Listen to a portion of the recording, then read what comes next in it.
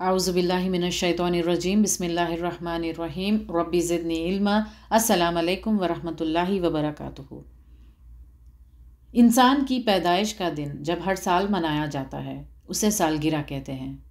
کسی مخصوص دن کو ہر سال منانا اسلام میں جائز نہیں ہے سوائے عیدین کے۔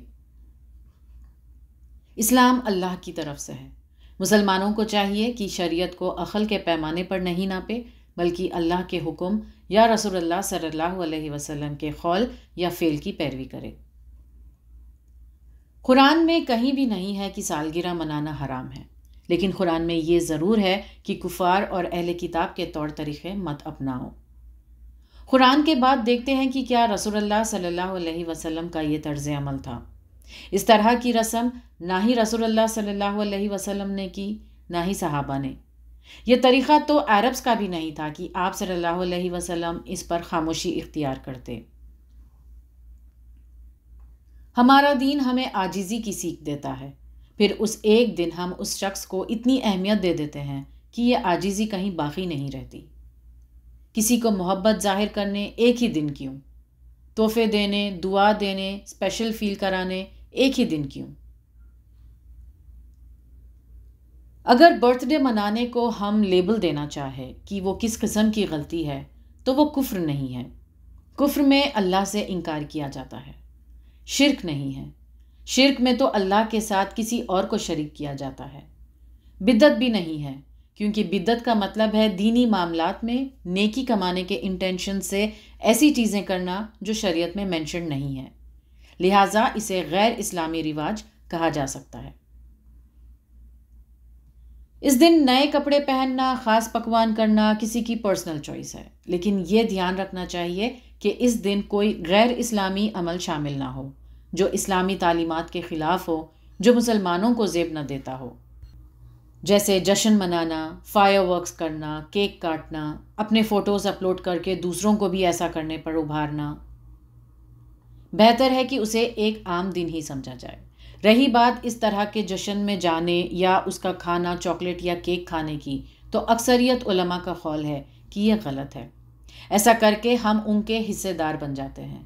سورہ مائدہ کی دوسری آیت میں اللہ فرماتے ہیں کہ گناہ اور زیادتی پر ایک دوسرے کی مدد نہ کرو۔ چھوٹے بچوں کی سالگرہ منانا بھی جائز نہیں ہے۔ تربیت اسی دن شروع ہو جاتی ہے جب بچہ دنیا میں آتا ہے۔ والدین کی ذمہ داری ہے کہ بچوں کو دین کا علم دیں اور اس پر چلنے کا ماحول بھی۔ بچوں کی بڑھتی عمر جشن کا نہیں، فکر کا سبب ہونا چاہیے۔ کوئی بھی سیلیبریشن اسلامک گائیڈ لائنز کے تحت ہونی چاہیے، یعنی کسی بھی سیلیبریشن میں کوئی حرام کام نہیں ہونا چاہیے، غیر اسلامی رواجوں کی نقل نہیں ہونی چاہیے، فضول خرچی، اسراف، غرور، شو آفنگ، شراب نوشی، میوزک، ڈانس، فوٹوگرافی اور مکسڈ گیدرنگ نہیں ہونی چاہیے۔ پراپر لباس پہنے جانا چاہیے۔ اگر کوئی اس موقع کو اللہ کی شکر گزاری کا اظہار کرنے کا موقع سمجھے اور اپنی زندگی میں ایک اور سال ملنے پر اچھے عمل کرنے کا سوچے، گزرے سال کا جائزہ لے اور اس میں امپروومنٹس لانے کی کوشش کرنے کا سوچے، وقت کے گزرنے پر غور کرے، تو اس میں کوئی غلط بات نہیں ہے۔ رسول اللہ صلی اللہ علیہ وسلم منڈیز کو روزہ رکھتے تھے یہ کہہ کر کہ میں اس دن پیدا ہوا تھا۔ یہ اللہ کا شکر ادا کرنے کا عمل تھا۔ کیکس اور گفٹس کا بزنس کرنے والوں کے متعلق اسکالرز کہتے ہیں کہ اگر معلوم ہو کہ یہ برتھ ڈے سے ریلیٹڈ ہے تو نہیں کرنا چاہیے۔ برتھ ڈے کا جشن منانا غلط ہے اور اس ضمن میں دوسروں کی مدد کرنا بھی غلط ہے۔ دوسروں کا ساتھ دینے سے ہی تو سوسائٹی میں چیزیں کامن ہونے لگتے ہیں۔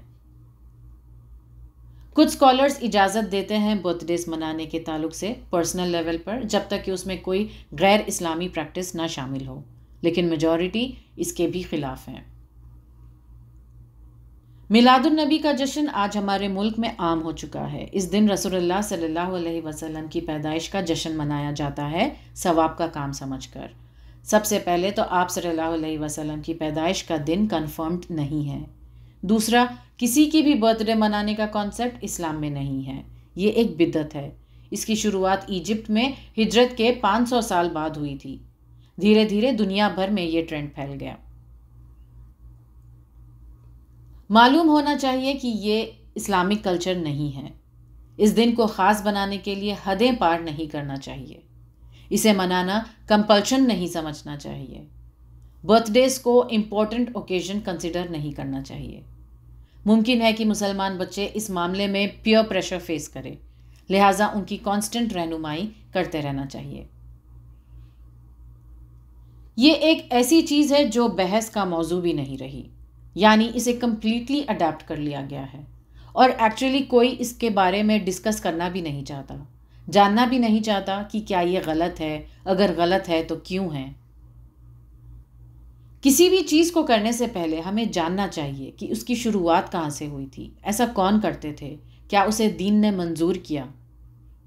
سالگرہ منانے میں جو بھی رسومات شامل ہے، اس ہر چیز کے پیچھے ایک ہسٹری ہے۔ برتھ ڈے سیلیبریشنز کی شروعات ایسٹرالوجی سے ہوئی تھی۔ پرانے ایسٹرالوجرز ان پیدائشی دنوں کو بہت اہمیت دیتے تھے، کیونکہ ان کا یقین تھا کہ ستاروں اور گرہنوں کی پوزیشنز کا انسان کی تقدیر پر اثر ہوتا ہے۔